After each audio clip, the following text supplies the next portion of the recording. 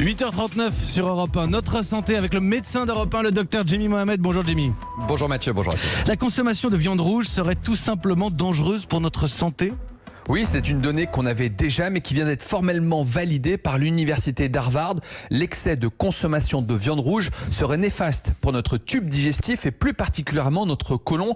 Le Centre international de recherche sur le cancer avait déjà classé en 2015 les viandes rouges comme cancérogènes probables et les viandes ultra transformées comme la charcuterie ou les saucisses comme cancérogènes avérées. La nouvelle donnée, c'est que les chercheurs ont réussi à identifier ce qu'on appelle une signature génétique du cancer du côlon, favorisée notamment par la consommation de viande rouge. Une signature génétique. On a retrouvé des traces de viande dans l'ADN en quelque sorte ?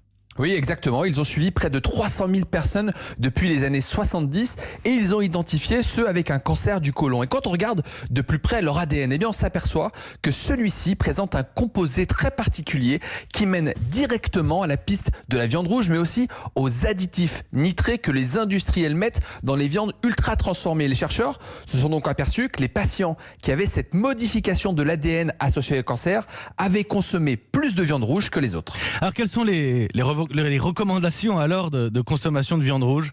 Alors normalement, c'est pas plus de 500 grammes de viande rouge par semaine et de ne pas dépasser 150 grammes de charcuterie d'une façon générale.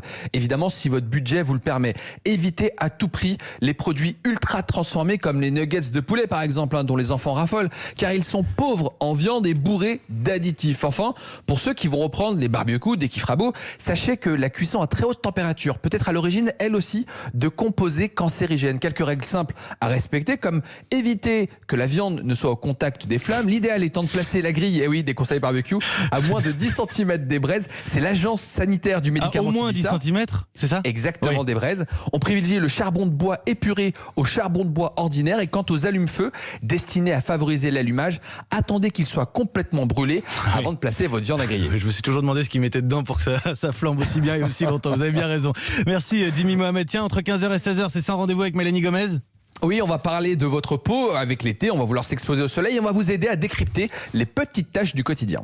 À tout à l'heure, 15h sur Europe 1.